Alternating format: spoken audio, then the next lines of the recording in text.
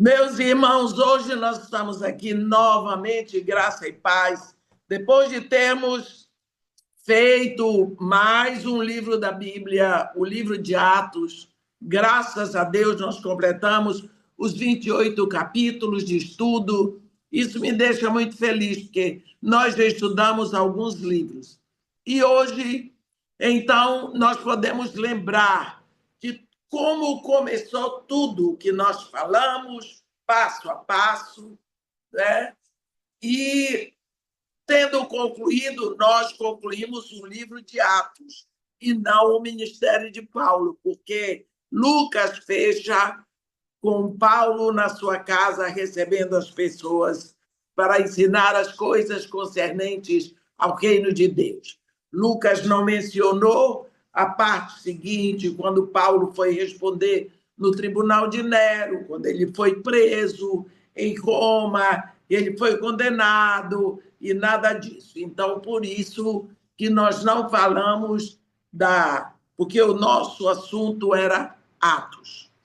Mas quando nós olhamos a igreja que começou e o mundo daquela época e o mundo hoje, a diferença que esses 2000 anos fizeram é muito grande.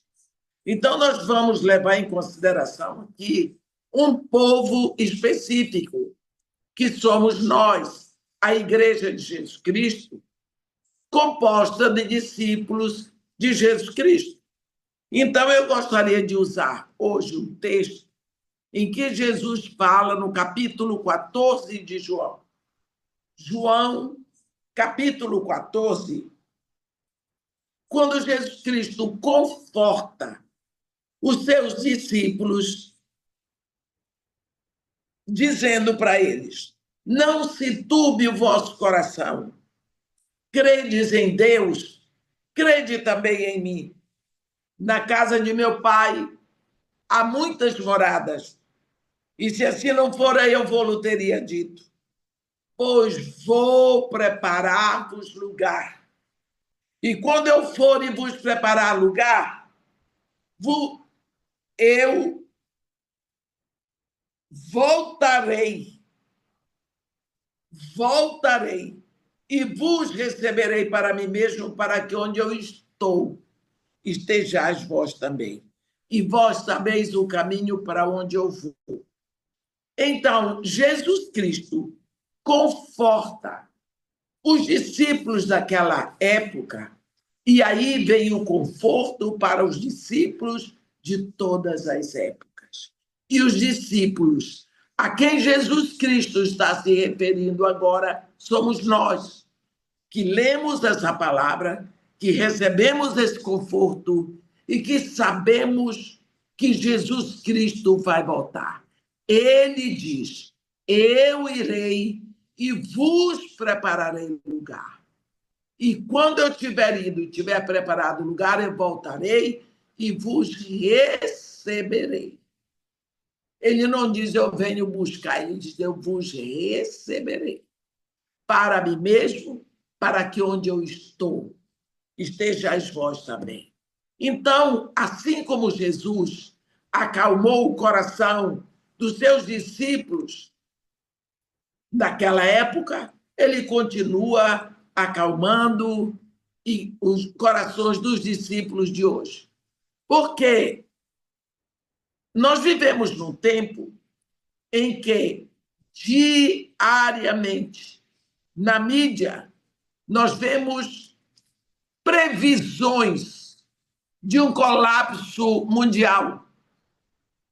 Vemos um aumento perigoso do aumento do poderio nuclear do Irã. Também vemos a China clamando por uma liderança mundial. Vemos o número de suicídio aumentando terrivelmente e uma crescente ameaça do crescimento ainda maior do socialismo ateu. E a anarquia espalhada pelas ruas, em todos os continentes.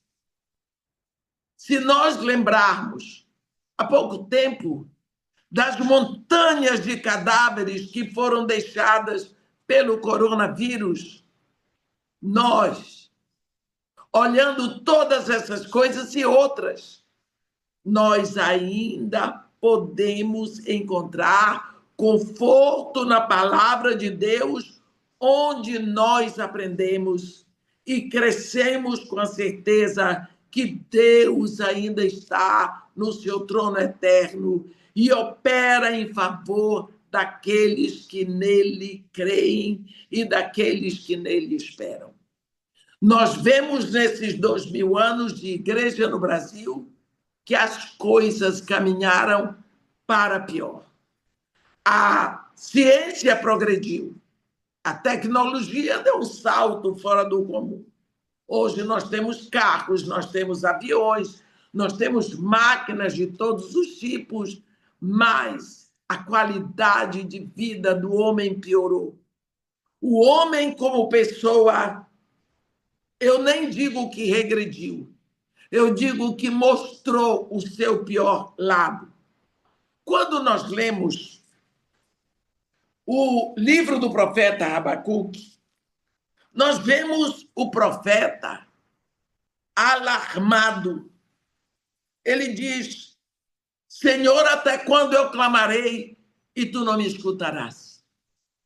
Gritar-te-ei violência e tu não salvas. Por que é que nós oramos tanto, pedimos tanto?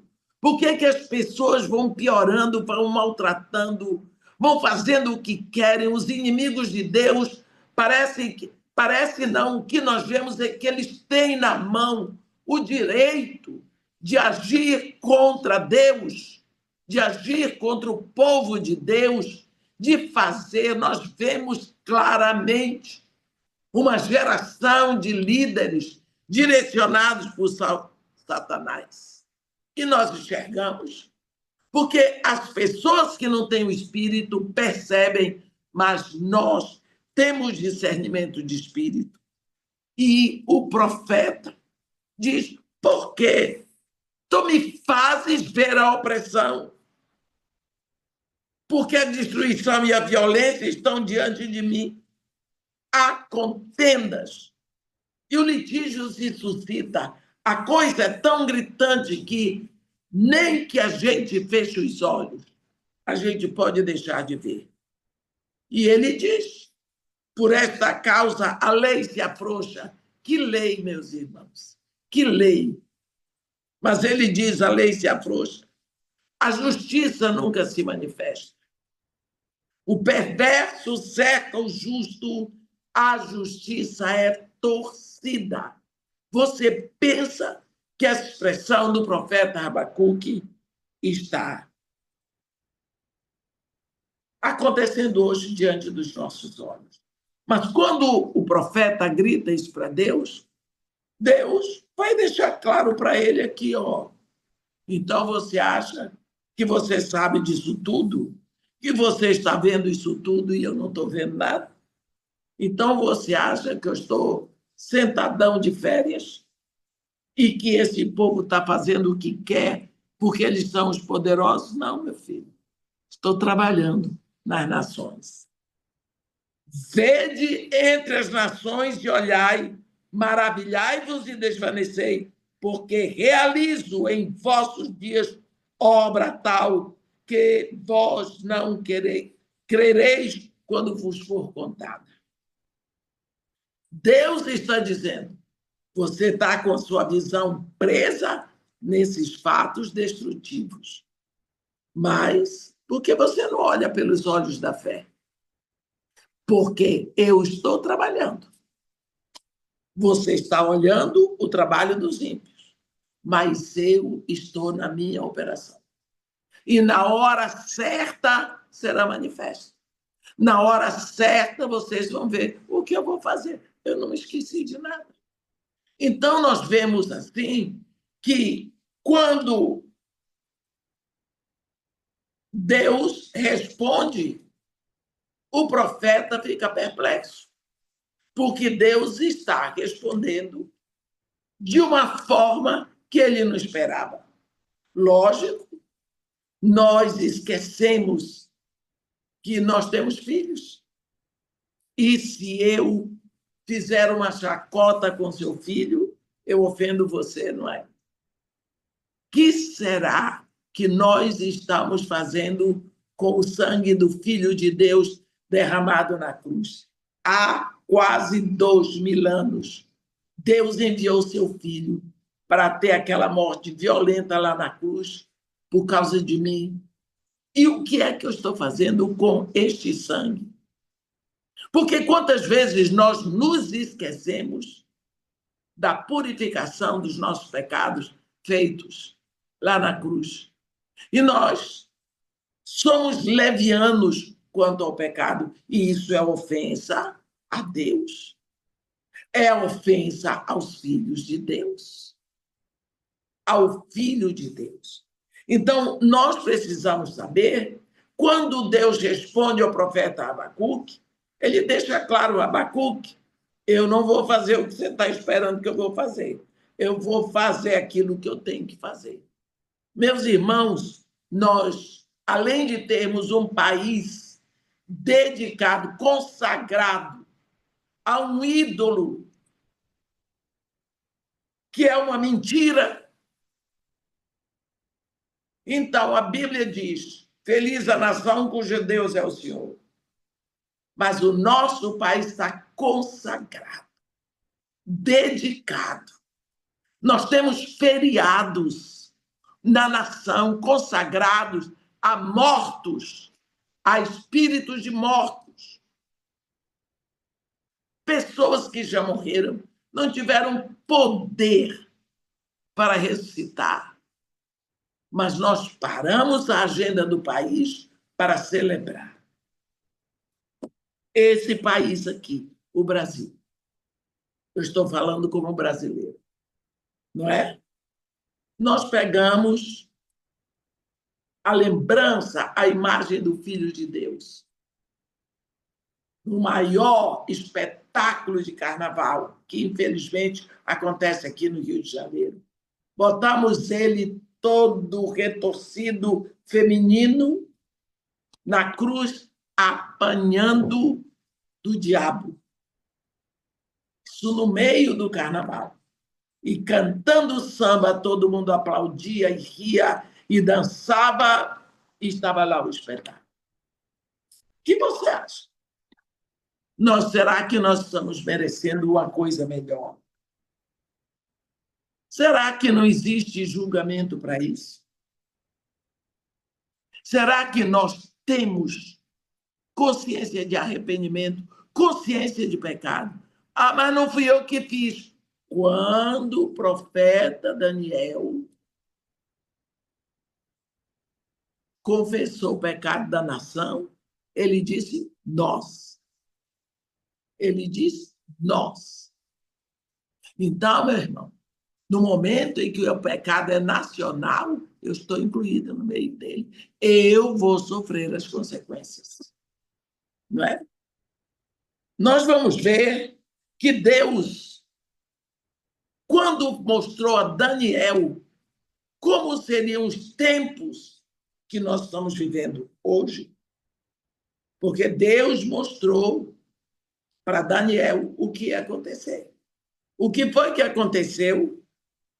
Você vai ver que Daniel, no capítulo 8, no versículo 27, ele diz assim: eu, Daniel, enfraqueci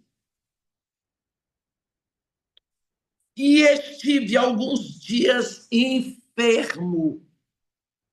Então me levantei e tratei dos negócios do rei. Espantava-me com a visão e não havia quem a entendesse.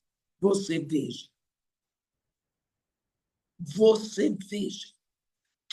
Qual foi a visão?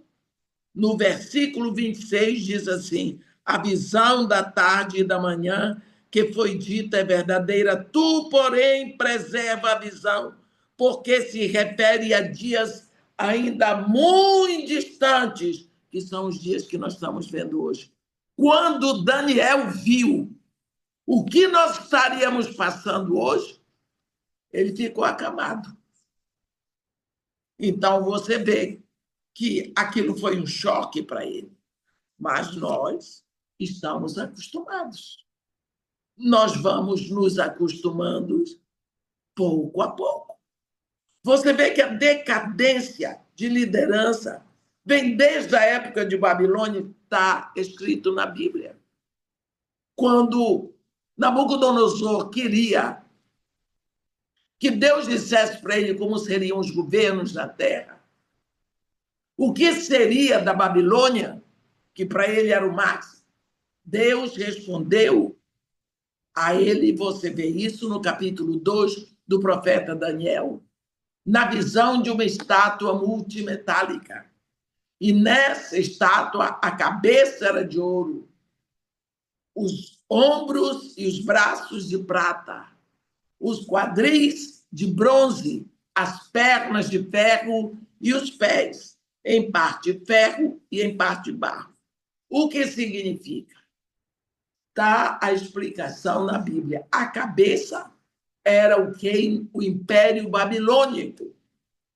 O Império Babilônico já caiu, e então vem os ombros e os braços de prata. É o Império Medo-Persa. Você viu que a qualidade do metal piorou? Ficou pior. Do ouro veio para a prata.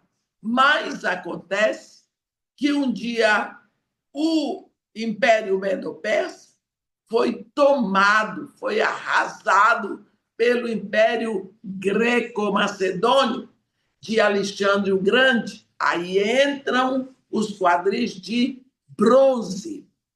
O metal piorou. O que era a cabeça de ouro piorou para prata, agora piorou para bronze. A qualidade de governo. E um dia foi tomado. Morreu Alexandre o Grande. Depois ficaram os 4 generais dele, que foi tudo tomado pelo Império Romano, que são as pernas de ferro.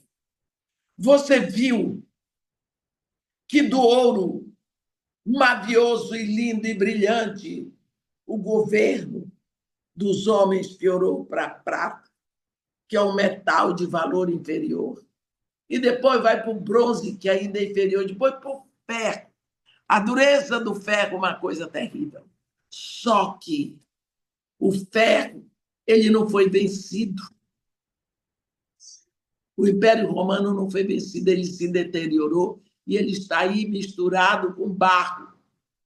Os pés de ferro e barro são essa democracia ridícula e nojenta que nós temos. Onde nós votamos porque somos obrigados e votamos numa promessa mentirosa. É isso. Você já viu uma estrutura metálica dessa majestade ficar firme sobre barro com ferro? Não dá sustentação. O que significa que a época que nós estamos vivendo, porque Babilônia já caiu há muito tempo, Império Medo-Persa já caiu há muito tempo, Império Greco-Macedônio já caiu, Império Romano já era. Então, nós estamos vivendo a época dos pés, a época do pé, a época da confusão. Tudo é fraco, não tem valor. Porque barro, qual é o valor do barro? Numa sustentação de uma estátua. O ferro, só dureza, só ferrugem. Então, nós vivemos numa época de confusão, em que ninguém entende nada, onde os valores são deixados para trás. Então, essa é a época que nós estamos vivendo agora. E a qualidade foi piorando. Isso Deus já tinha mostrado a Daniel, não é? Já tinha mostrado a Daniel. Nós vemos que os governos foram do ouro para o ferro. Ninguém percebeu que a qualidade dos governos estava descendo, deslizando do ouro para o ferro. Tudo foi se diluindo e o mundo foi afetado, foi afundando e se adaptando. A humanidade se adaptou a esse tipo de gente, a esses costumes. A humanidade aceita, bebe desse cálice. Porque para onde vai olhar? Se o único lugar que temos que olhar é o trono de Deus. E a humanidade recusa. Olha, Jesus Cristo falou no primeiro século: ouvireis falar de guerras e de rumores de guerra. Só que quando ele fala que será nação contra nação e reino contra reino, às vezes nós pensamos alguma coisa. Ora, nós estamos vivendo. Nunca houve, antes de Pentecostes, nunca houve na Terra uma guerra mundial. Depois de Pentecostes para cá, já tivemos duas guerras mundiais. Então, quando Jesus estava falando de nação contra nação e reino contra reino, ele estava falando desse tipo de guerra. Não é? Todas as guerras que nós temos hoje. Nós temos guerra da Rússia com a Ucrânia, nós temos guerra no Paquistão, no Afeganistão, na Síria, na Líbia. Nós vivemos num mundo em guerra. Um mundo em guerra. Nós olhamos e vemos a China fazendo manobras dentro da Rússia, a Coreia fazendo manobras dentro da Rússia. Para quê? Para quê? Nós temos guerras tão interessantes, porque, por exemplo, a guerra de Israel não é contra um país, é contra o Hamas, o Hezbollah e outros tantos. É contra a invasão do ódio. É contra aqueles que o odeiam. A guerra de Israel é por sobrevivência. É para que ele possa existir como nação. Israel se defende para existir como nação. Então, de onde começou essa guerra? Por quê? Começou desde o dia em que Esaú disse que ia matar Jacó. E Jacó é Israel. No dia que Esaú disse: vai chegar os dias do luto pelo meu pai, e então eu vou matar Jacó. Foi tão sério isso, os pais sabiam que ele ia matar, que mandaram Jacó para Padan-Aram, para a terra do seu tio Labão. Depois de mais de 20 anos, Deus disse para Jacó voltar. Mas Jacó tinha um problema. Se ele ficasse em Padan-Aram, ele ia ser morto pelos cunhados. Se voltasse para a terra do pai dele, ele ia ser morto por Esaú. Então, Jacó veio porque tinha que vir. Mas no Val do Jaboque, antes que ele encontrasse com Esaú, o nome dele foi trocado. E Deus deu a ele um nome. E quando Deus dá um nome, está dado. É para sobreviver, para existir. E quando ele acabou de atravessar o Val do Jaboque, Esaú vinha com um exército de 400 homens. Ninguém vem com um exército de 400 homens para abraçar o menino. Ele vinha para matar. Só que ali ele não encontrou Israel. Ele não encontrou Jacó. ele encontrou Israel, porque Jacó tinha morrido no Val do Jaboque. Então, isso daí nós vemos que quem teve que mudar foi Jacó. Então, mas essa promessa de Esaú matar Jacó continuou e continua. Se você olhar, passaram-se tantos anos e tantos anos. Jacó cresceu a sua família no deserto. E quando eles vão para o Egito, passaram-se 400 anos. 400 anos. Ninguém perturbou Israel porque estava no Egito. Ninguém podia fazer nada com Israel lá dentro. No dia que Deus tirou Israel do Egito, que eles atravessaram o Mar Vermelho, chegaram no outro lado, primeiro lugar que eles chegaram foi Mara. Ali naquela região existia Amaleque. Os amalequitas dominavam ali, do Negueb até a península do Sinai. Quem era o povo de Israel? Um povo que estava cansado, maltrapilho, faminto, com sede, não tinham armas, não tinham exército, nada. Amaleque. Os amalequitas, quando viram Israel, disseram: "Oh, Israel saiu do Egito, então vamos matar todo mundo. Vamos matar." Foi aí que, rapidinho, eles vieram e atacaram Israel. E quem se levantou para defender Israel foi Deus. Vocês se lembram da batalha? Quando Moisés levantava a mão, o povo ganhava. Quando descia, o povo perdia.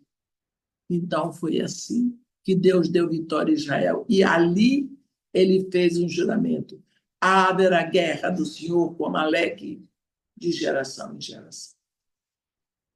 E ali Moisés plantou numa pedra e disse: o Senhor é nossa bandeira. Jeová Nissi. Aí em diante, você vai ver quem é Amaleque. Amaleque é filho primogênito de Elifaz.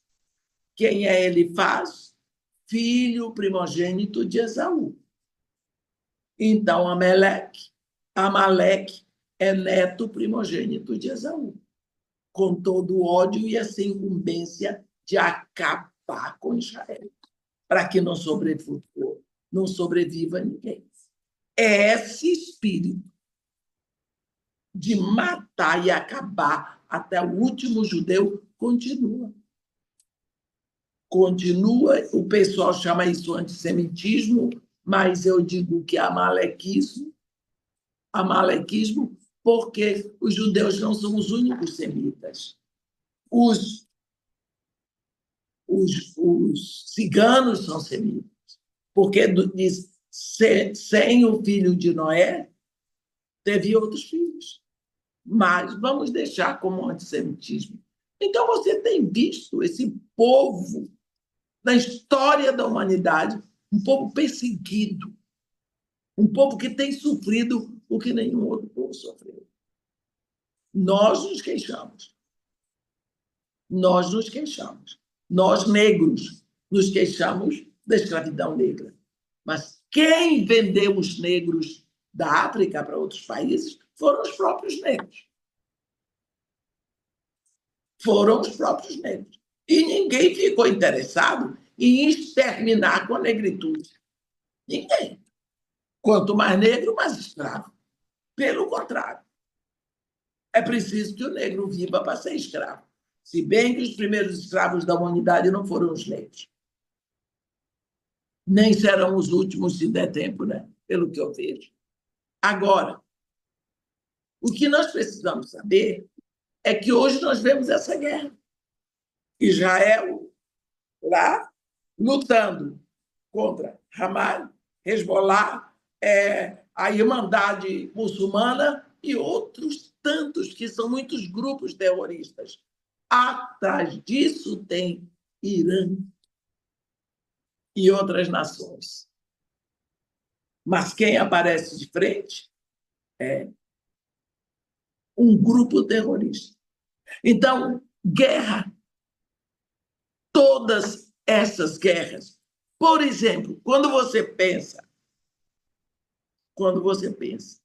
na guerra da Ucrânia com a Rússia, tem a ver com Israel? Lógico, só tem a ver com Israel. Por quê? Porque você viu o horror que a humanidade não conhecia?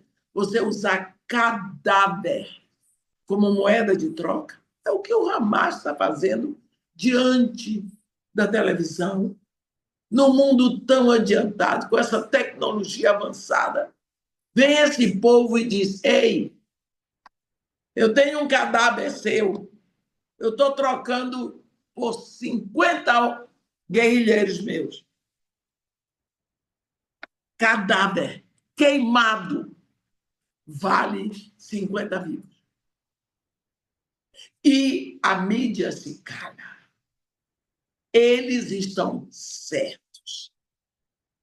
Israel que está errado. Ninguém se levanta. Você não ouve um clamor na mídia. As pessoas anunciam isso como uma grande coisa. E estão lá guardando cadáver, enquanto eles têm cadáver na poupança. As outras pessoas usam dinheiro na poupança, eles põem cadáver na poupança. É isso que nós temos visto em nossos dias. E Deus diz para Abacuque: vede entre as nações e maravilhai-vos e desvanecei. Foi isso uma das coisas que Daniel viu e ele ficou de cara. Era uma das coisas que ia acontecer. E ele viu lá no capítulo 8, versículo 27. E quando nós olhamos, por exemplo, agora, muito atual, a guerra da Rússia com a Ucrânia, está escrito, está estabelecido no capítulo 28, no capítulo 38 e 39 do profeta Ezequiel. Não tem para onde correr. Isso vai acontecer.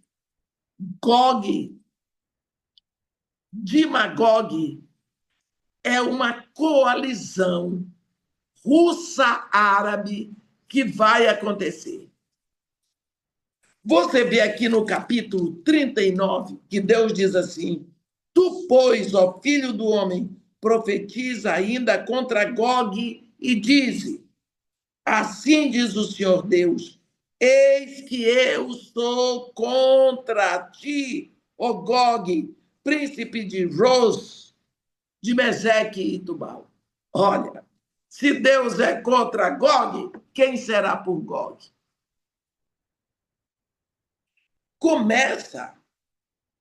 Esse capítulo começa com uma sentença contra Gog, mas o capítulo 38 também diz: veio a minha palavra do Senhor dizendo, filho do homem, volve o rosto contra Gog, da terra de Magog, príncipe de Ros, de Meseque e de Tubal, profetiza contra ele e diz: assim diz o Senhor Deus, eis que eu sou contra ti, ó Gog, príncipe de Ros, de Meseque e de Tubal. Nós sabemos que isso é uma guerra que vai acontecer.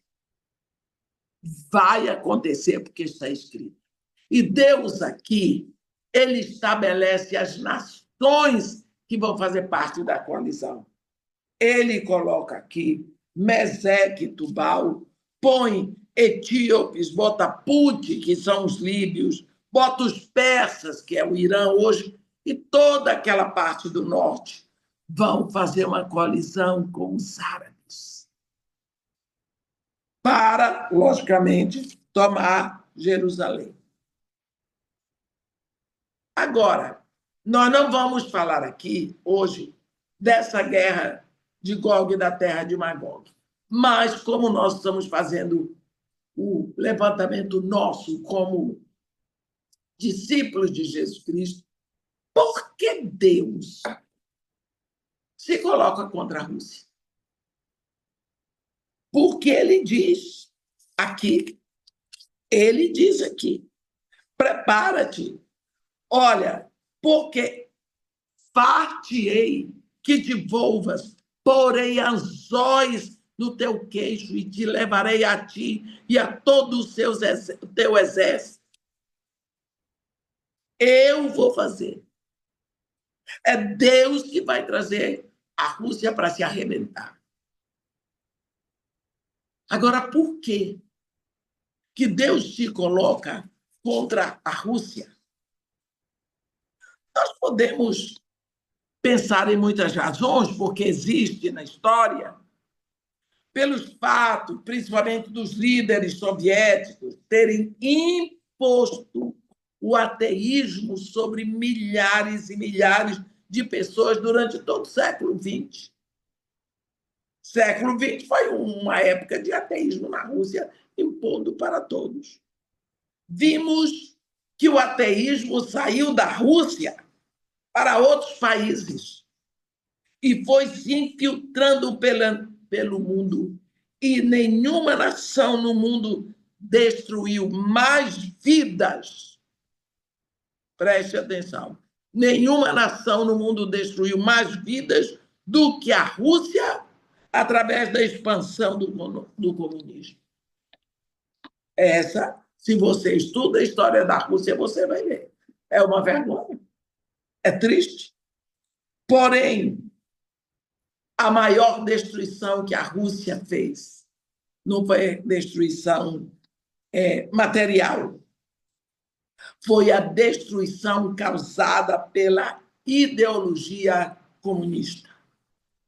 Esta é a grande praga que vem para o mundo através da Rússia. O ponto crucial pelo qual nós vemos Deus contra Gog, eu creio que está escrito em Gênesis 12, no versículo 3, quando Deus diz para Abraão: eu abençoarei os que te abençoarem e amaldiçoarei os que te amaldiçoarem. Em ti, Abraão, e na tua descendência benditas serão todas as famílias da terra. Olhe bem, Deus diz: abençoarei os que te abençoarem, amaldiçoarei os que te amaldiçoarem. Olha aqui, meus irmãos, por muitos anos, a Rússia seguiu amaldiçoando e perseguindo o povo judeu.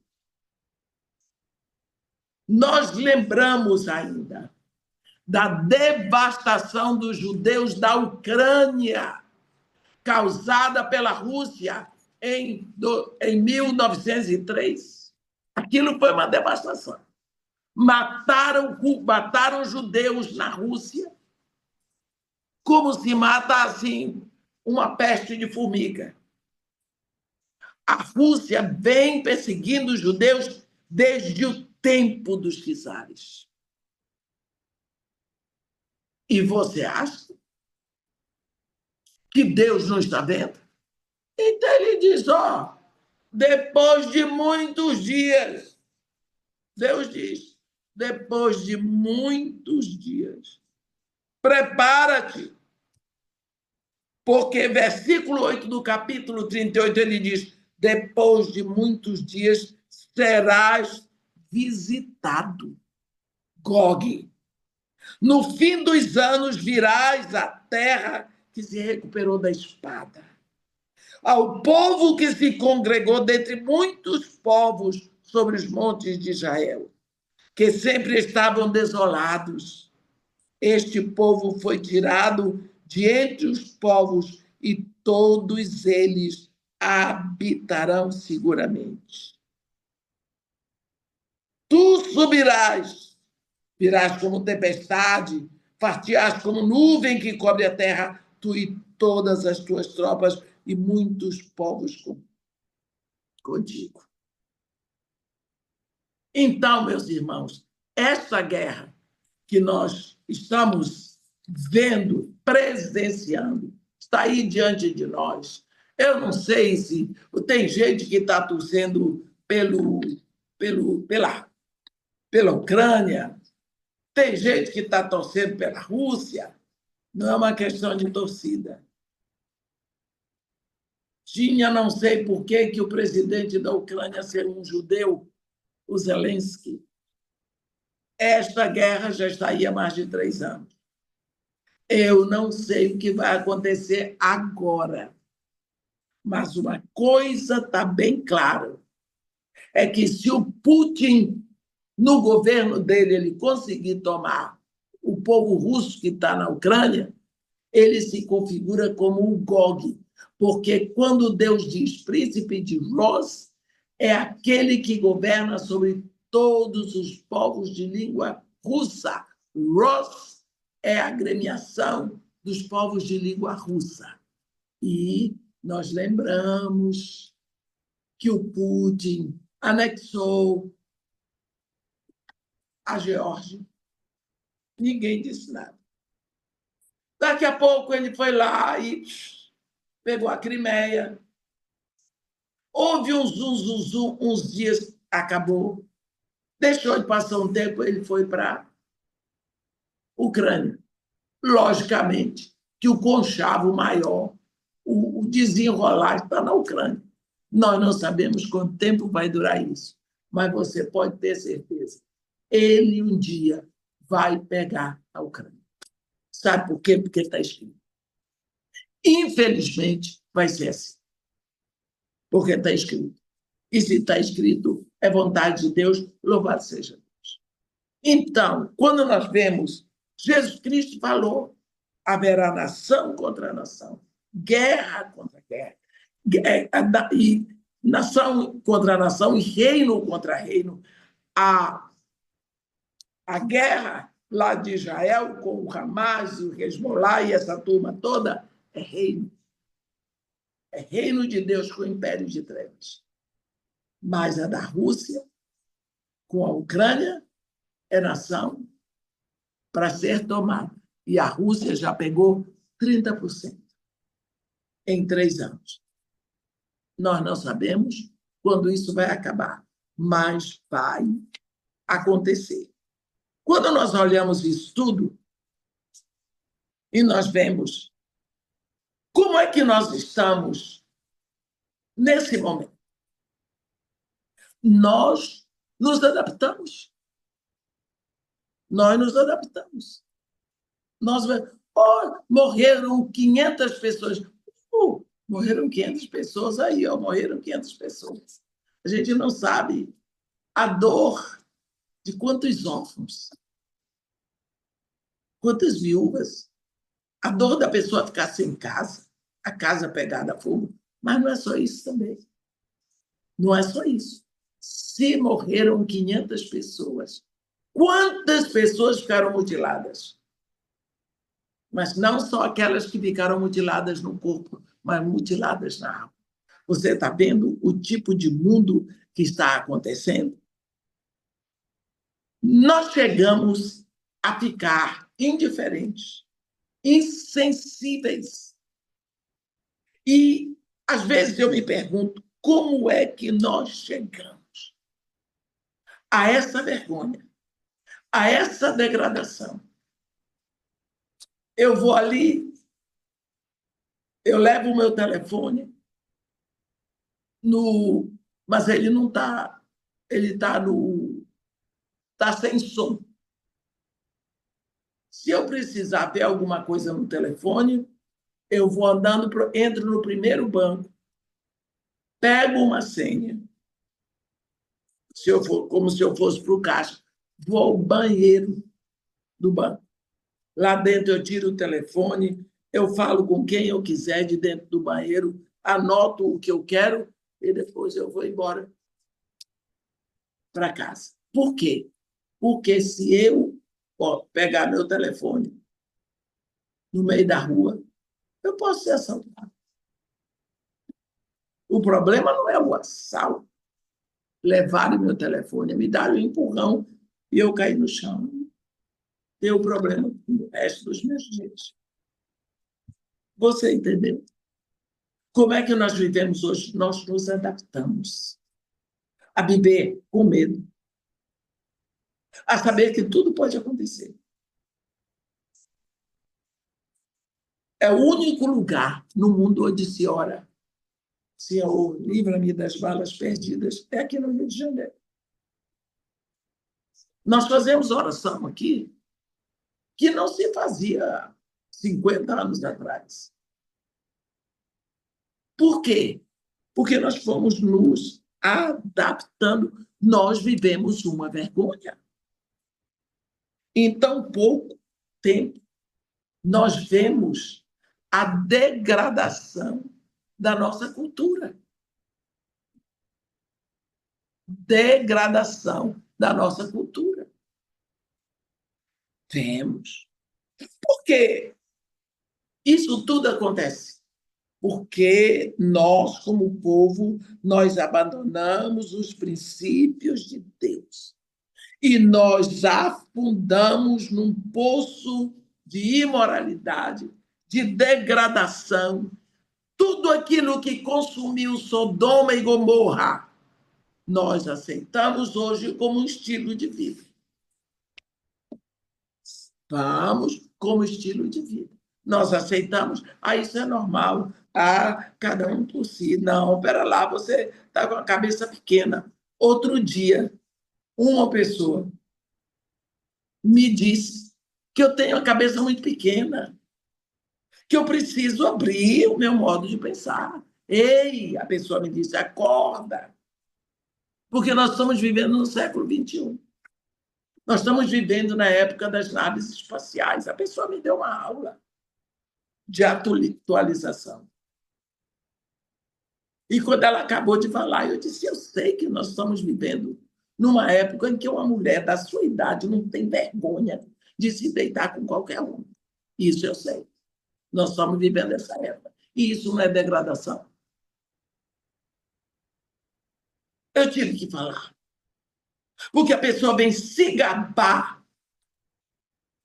de estar sendo destruído pelo inferno. Olha, aquilo que consumiu Sodoma e Gomorra, hoje é aceito aqui com prazer. Você pode ter certeza. Esse Deus que mandou fogo e enxofre sobre Sodoma, ele existe. E o padrão dele é o mesmo. O padrão de Deus não vai mudar. Temos problemas políticos, sociais, econômicos, e nós vemos a famosa secularização dentro da igreja. Aceitamos, abraçamos pessoas que vão ali para substituir o Espírito Santo. Você tem que impressionar as pessoas. E para impressionar, você tem que usar frases prontas. Para impressionar.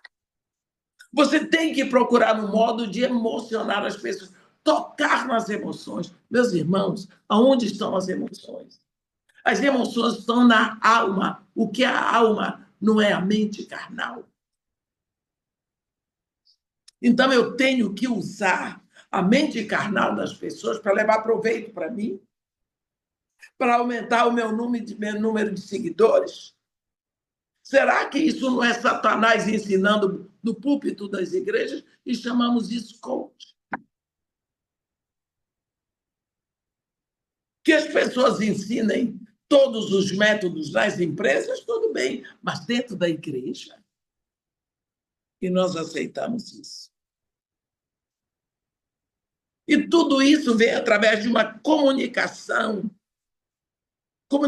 de massa, que nós chamamos hoje, e de uma indústria de entretenimento, de literatura e tudo mais que vem já para dentro, assaltando a nossa fé cristã e nossos valores tradicionais da família. Olha para a família como está hoje. Olha para a família como está hoje. Eu me lembro da minha geração, eu não sou um exemplo, porque eu já estou, como todo mundo está vendo, o que se diz, eu estou velha. Mas uma moça casar sem ser virgem era um absurdo. Normalmente, perdeu a virgindade, não casa mais. Porque ninguém quer o resto dos outros.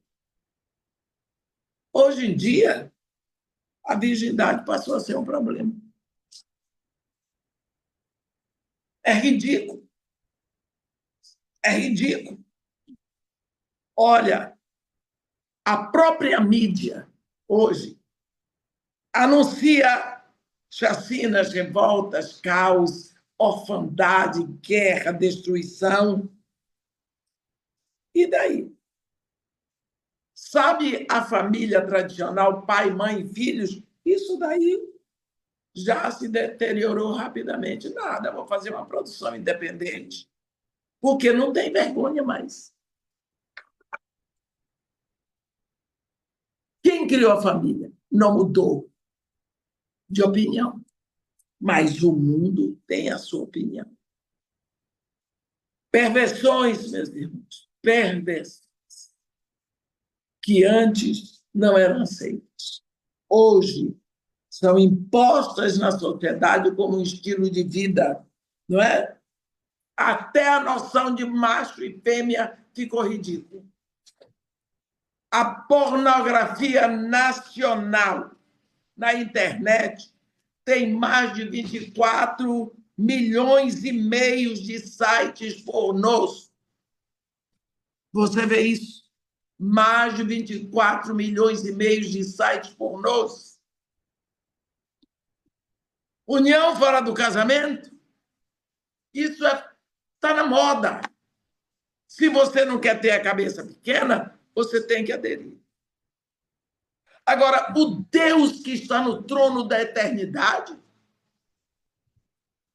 ordenou que Josué destruísse as tribos de Canaã por causa dessas práticas. Mas nós estamos aceitando. Eu não estou falando para o mundo, eu estou falando para a igreja. Nós estamos aceitando. Nós estamos procurando meio de conviver. Ora, meus irmãos, como já o profeta Amós diz, como andarão dois juntos se não houver acordo entre eles? Então, como é que eu ando de acordo com uma coisa dessa? Aí, mamãe, se falar, a senhora propõe empresa, qual é o problema da empresa? Nós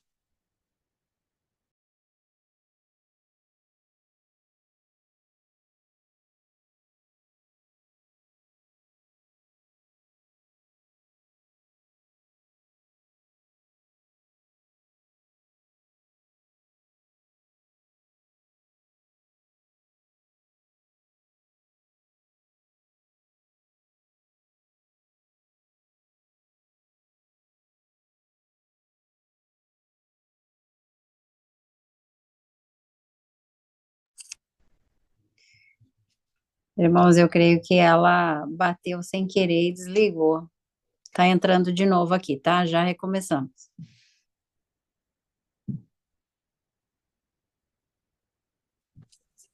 Alô, pastora? Oi, caiu.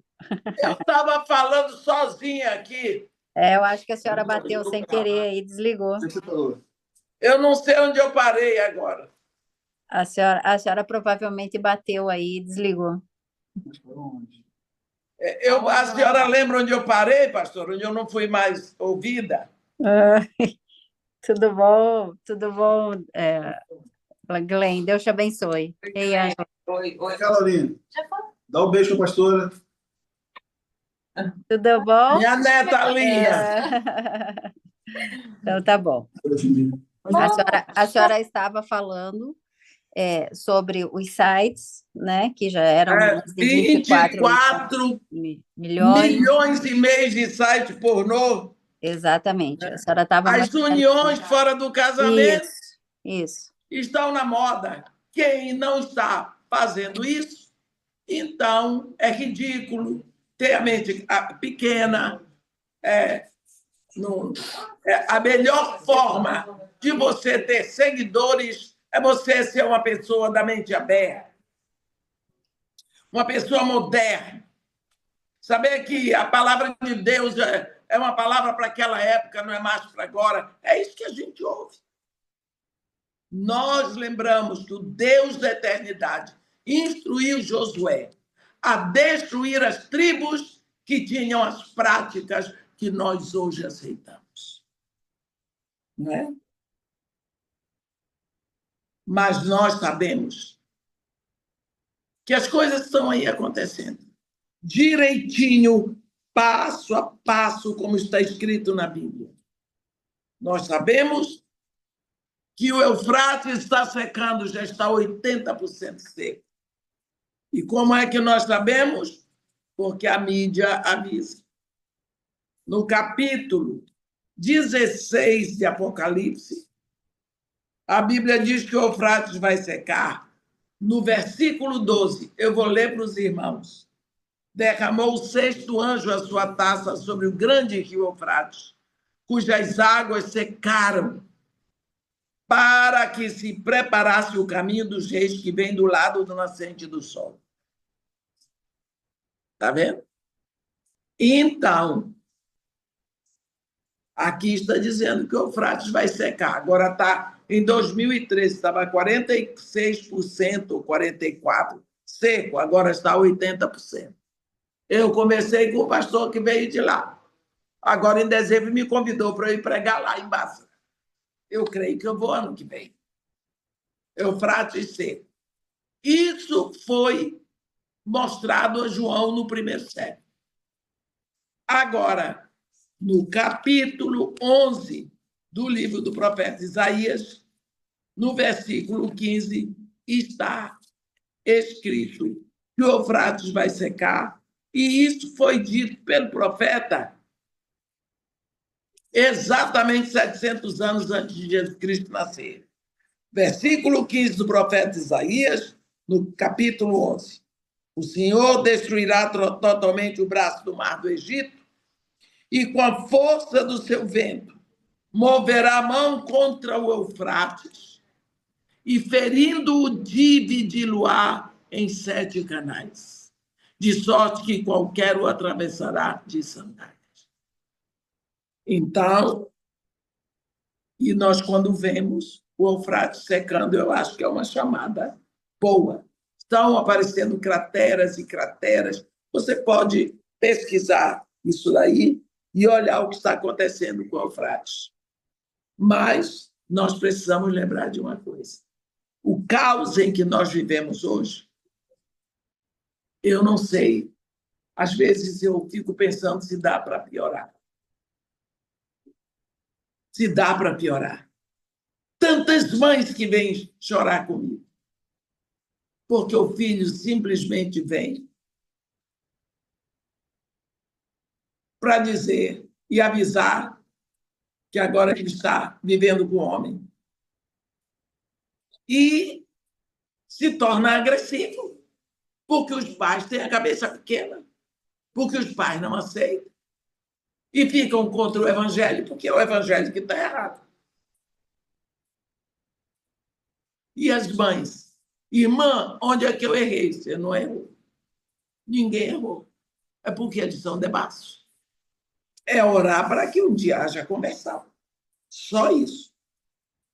Agora, o que é que você vai fazer? Eu não sei. Por quê? Não é o meu filho. Porque é muito fácil a gente educar filho dos outros. Quando trata da gente, a gente tem todas as desculpas. Quando nós vemos a situação que nós estamos vivendo com as crianças. Crianças completamente degeneradas. Uma criança para dar ibope na televisão é aquela criança que chamou a polícia para a mãe, porque a mãe deu uma palmada nela. Minha mãe tem que ser presa porque me deu uma palmada. Hoje, aluno avança em professor. E o professor está errado. Por quê? Porque pediu a ele, por favor, que ele fizesse o dever de casa. Então, está tudo errado. Mas a Bíblia diz que quando o mundo estava cheio de corrupção e violência, Deus mandou o dilúvio. A Bíblia diz que Deus livrou Noé porque Noé andava com Deus. Noé e sua família. Mas Deus mandou o dilúvio, foi tudo destruído. Quando a terra estava cheia de corrupção e violência. Eu lhe pergunto como é que nós estamos hoje. Corrupção e violência.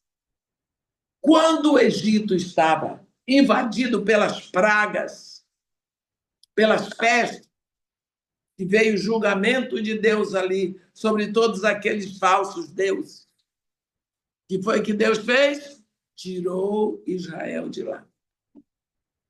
Os exércitos de Faraó foi todo ele afundado, mergulhado no rio, no Mar Vermelho, mas Israel atravessou. Então, marca de destruição na terra. Mais uma vez, Deus tira seu povo. Hoje nós estamos em que situação? Eu lhe pergunto para onde pode piorar. Para onde? A terra está cheia de corrupção, de violência, de mentira.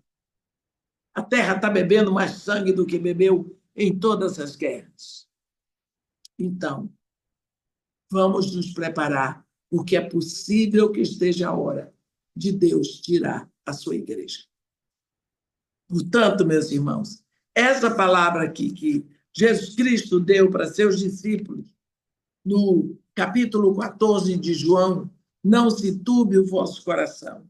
Credes em Deus, crede também em mim. Na casa de meu pai há muitas moradas, e se assim não fora, eu vou-lhe teria dito, pois eu vou e vos prepararei lugar. E quando eu tiver ido e tiver preparado o lugar, voltarei e vos receberei para mim mesmo, para que onde eu estou estejais vós também. É para os discípulos de hoje, para que nós tenhamos fé, segurança de que a qualquer momento ele virá nos buscar, porque as coisas já estão de uma forma que não sei se dá para piorar. Um grande beijo.